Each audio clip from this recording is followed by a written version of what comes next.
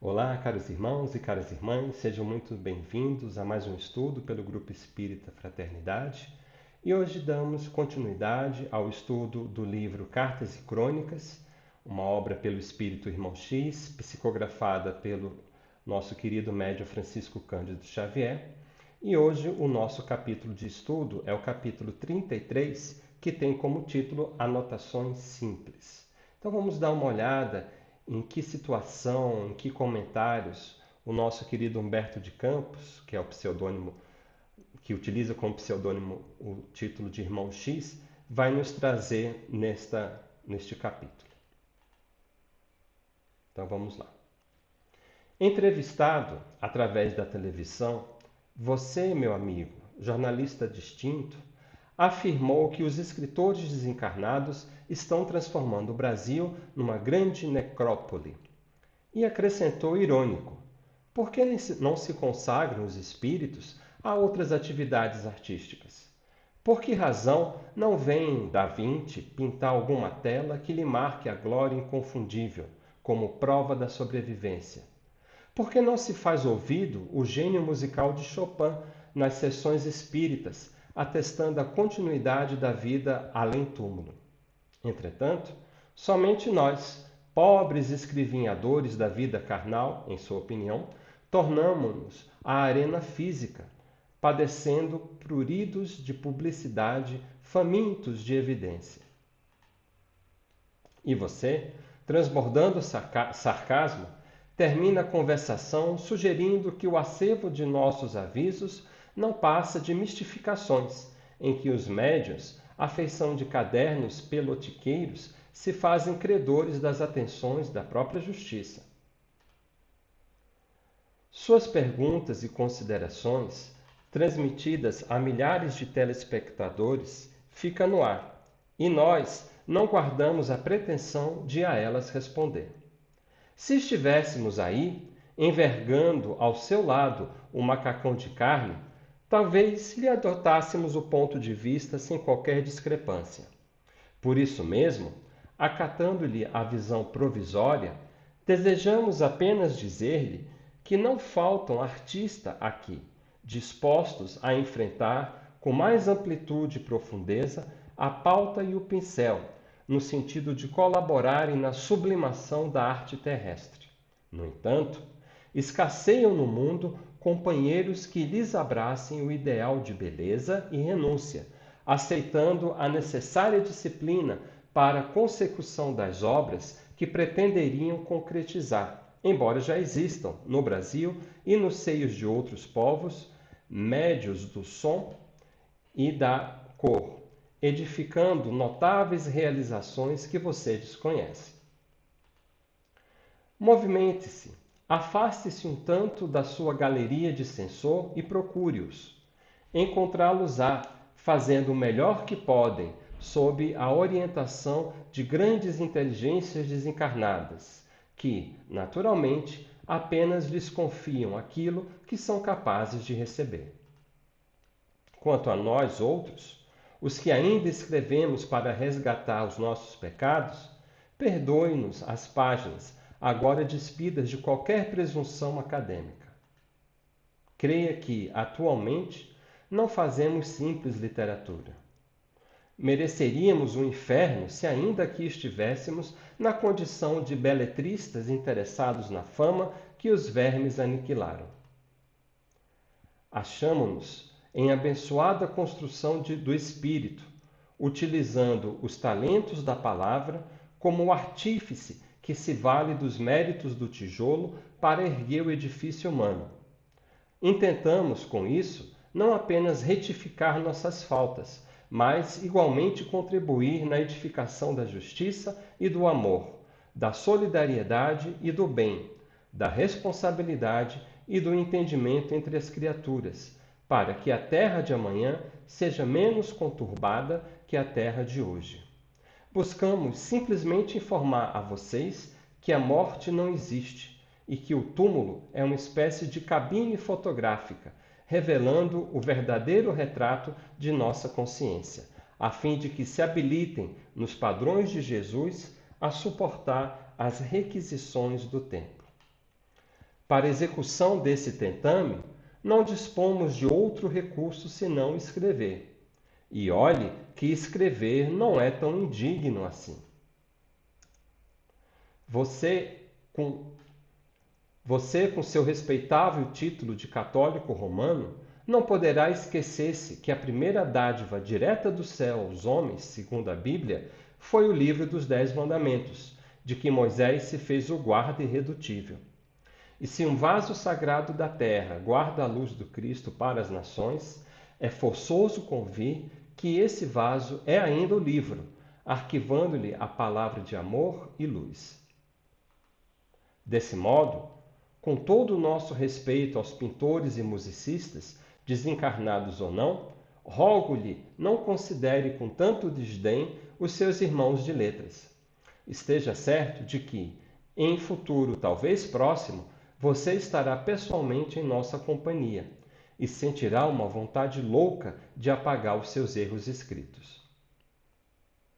E que você encontre uma criatura consciente e caridosa, que o ajude mediunicamente na piedosa empresa, são os nossos votos sinceros, porque, sem dúvida alguma, ao nosso porto de surpresa e refazimento, o barco de sua vida, hoje ou amanhã, chegará também. Então, esse foi o texto que Humberto de Campos escreveu. Eu fiquei bem curioso para descobrir quem seria esse jornalista que concedeu uma entrevista à televisão, mas pelas pesquisas que eu fiz, eu não consegui identificar, já que ele dá muito poucas pistas que nos auxiliassem enfim, a identificar o autor dessa entrevista. É bem interessante porque não é a primeira vez que ele usa essa obra para responder diretamente a algumas acusações ou comentários infelizes que ele percebeu, que ele presenciou. Né? Já comentei em um outro texto que esse sim foi possível identificar a quem ele se referia. Esse aqui não, mas enfim, de qualquer forma, o destinatário não é importante, mas sim a mensagem. E o que Humberto de Campos coloca aqui é um sentimento bastante comum, mesmo nos dias de hoje, né, passados aí, essa obra, se eu não me engano, é dos anos 40 ou 50, então passados aí mais de meio século, nós nos deparamos com o mesmo tipo de dúvida, de deboche, de chacota. Né? E se fizermos uma correlação com os nossos estudos do Evangelho, veremos que, na verdade, esse fenômeno não é um fenômeno incomum, pelo contrário. Infelizmente, parece ser esse um defeito da própria criatura humana. Né? Especialmente essa atitude de sarcasmo, de ironia, de deboche, diante de tudo que não conhece ou que não entende.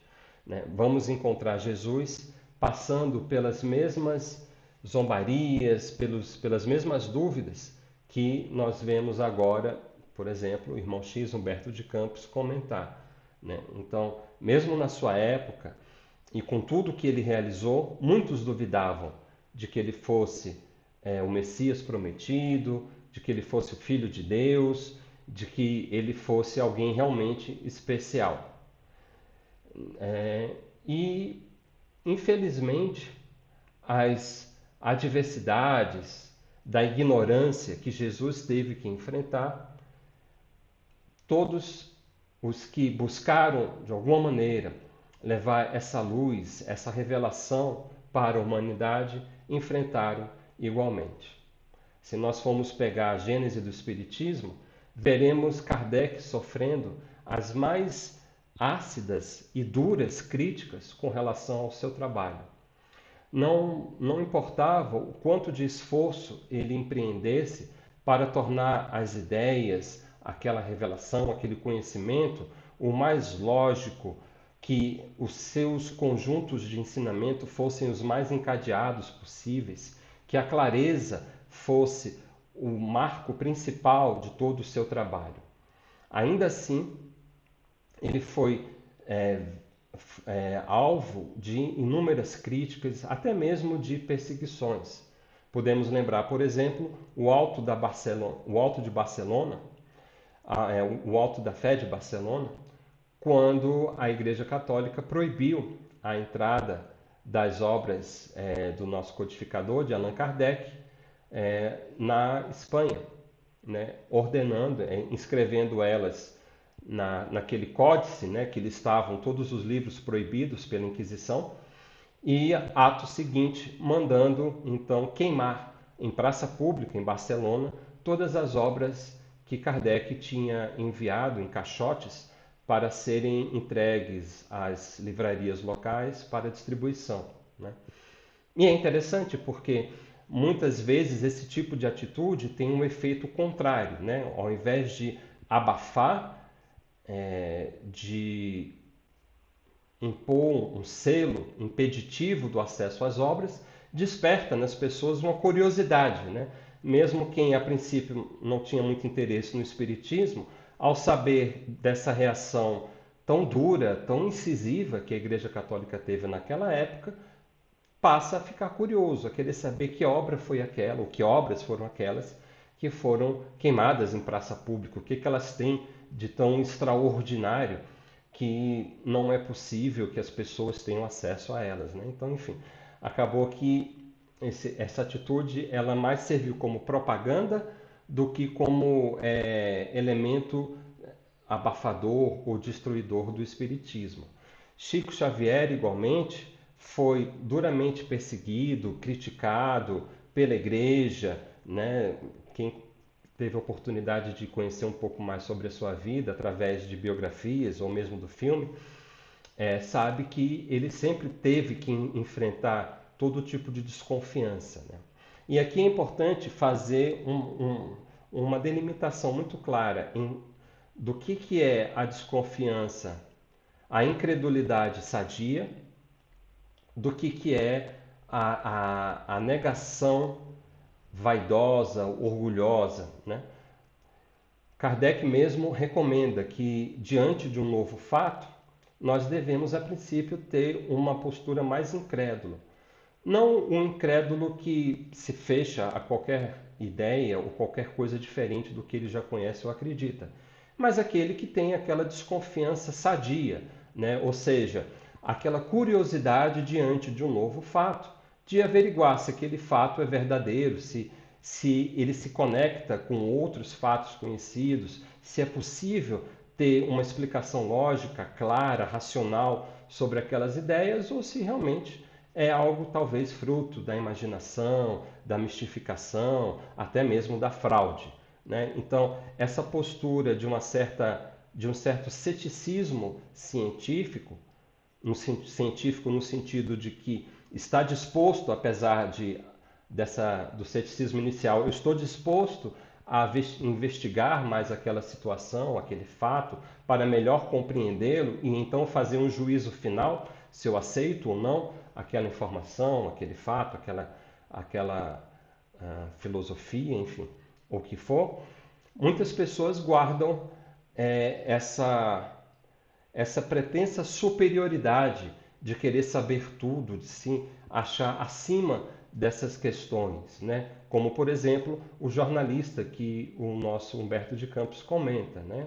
Então, uma pessoa que aparentemente já tinha equacionado todo o problema. Então, na visão dele, se não apareceu diante dele um dos notáveis da história, como Da Vinci, Chopin, etc., para provar definitivamente que os mortos, os ditos mortos, na verdade continuam tão vivos quanto antes, então, para ele, aquele fenômeno não existe, né? Que é tudo mistificação. Provavelmente ele nem se deu ao trabalho de pesquisar mais a fundo, né? Porque nós bem sabemos, e o irmão X também comenta no seu texto, que existem sim inúmeros trabalhos que envolvem a arte espírita, que tem como espíritos atuantes grandes personalidades do passado. Não são tão comuns assim, porque, como Humberto de Campos coloca, não é qualquer médium que tem, primeiro, condições de se prestar esse tipo de trabalho e, segundo, que, tendo condições, esteja disposto a toda a renúncia e ao sacrifício necessário para ser o porta-voz desse tipo de atividade artística, né? Então, é para poucos, mas não quer dizer que não exista. E ainda assim, não é isso por si só, né? Porque quando a pessoa está determinada a não acreditar, nenhum fato, nenhuma demonstração, nenhuma prova será suficiente, porque já não é uma questão dessa curiosidade científica, é a questão da teimosia orgulhosa, né? Do egoísmo de quem não admite que existam outras verdades além daquelas que ele compreende.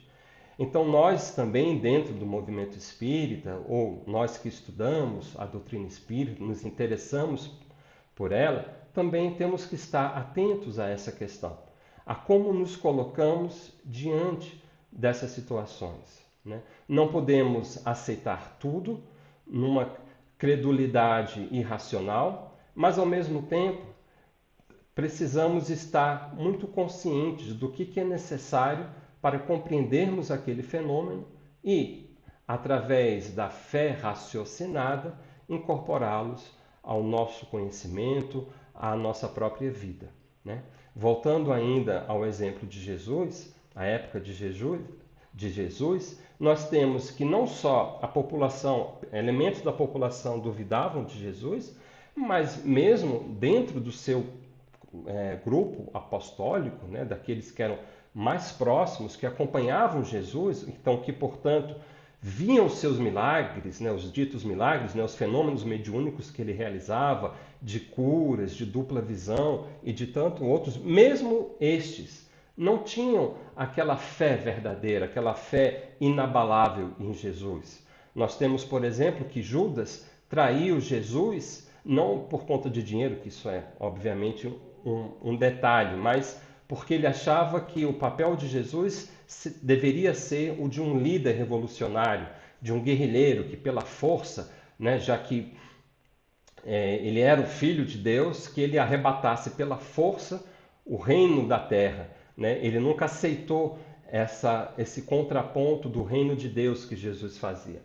E aí então ele quis meio que forçar Jesus, ou forçar uma situação onde Jesus seria obrigado a agir de uma forma mais radical, de uma forma mais humana, né? No sentido mais inferior que esse termo possa ter. Né? Nós temos Pedro também, figura importantíssima, né, no movimento cristão, mas que diante de todo o seu chão desabando, apesar de tudo que ele viveu,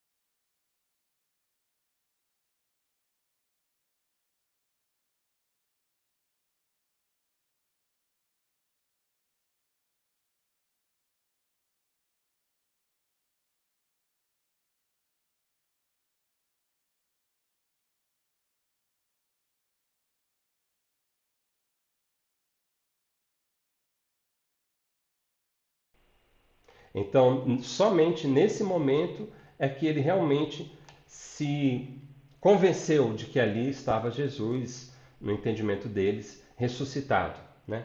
Para a gente ver como fica claro que muitas vezes, nem tendo as provas que as pessoas demandam, elas estão dispostas a abandonar suas crenças, suas inseguranças, suas certezas, para abraçar novas ideias, né? Então, estejamos atentos a esse ponto, porque ele se aplica igualmente na nossa atividade evangélica. Então, só voltando nisso que eu acabei de falar, Nós temos João 20, 29, justamente esse finalzinho que eu narrei, né? Depois que Tomé tocou Jesus e disse, meu mestre, meu Senhor, é que Jesus então diz, Jesus lhe disse, você creu porque me viu? Bem-aventurados são os que não viram e creram. Então, esse é, entendo, o ponto principal nesse texto nessa crônica que irmão X, Humberto de Campos, escreveu no capítulo 33. Ou seja, para que nós possamos acreditar, não é necessário que exijamos provas disso e provas daquilo. Nós temos a razão. Nós somos dotados da capacidade. Quantas coisas entendemos e compreendemos sem nunca ter visto? Quantos de nós viram vírus, bactérias, para saber que eles existem e afetam a nossa saúde? Nós temos a inteligência, a capacidade de percepção e mesmo a nossa intuição. Então, estejamos atentos a que provas exigimos da vida para que finalmente mudemos a nossa atitude interior. Será que essas provas que eu exijo da vida não são uma justificativa plausível para que eu não tenha que mudar os meus conceitos, para que eu não tenha que alterar as minhas crenças e o meu modo de agir na vida?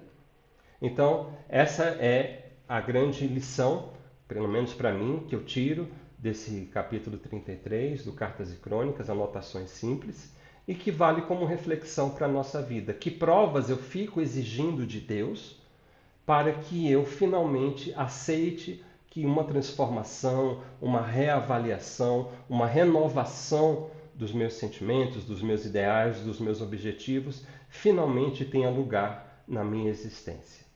Deixemos de trás esses obstáculos invisíveis e irreais, para que, assumindo o compromisso da nossa transformação, da nossa melhoria diária, possamos avançar na nossa jornada espiritual, evoluindo como espíritos e aproveitando as oportunidades que nós temos ao nosso dispor dia após dia. Então, essas foram as nossas reflexões, espero que possam ter sido úteis e aguardamos a todos no nosso próximo encontro, onde iremos analisar o último capítulo, não na ordem, mas eu digo, será o nosso próximo encontro será o último encontro onde eu irei analisar mais um capítulo do livro Cartas e Crônicas. Muito obrigado a todos, que Deus nos acompanhe e até o próximo encontro.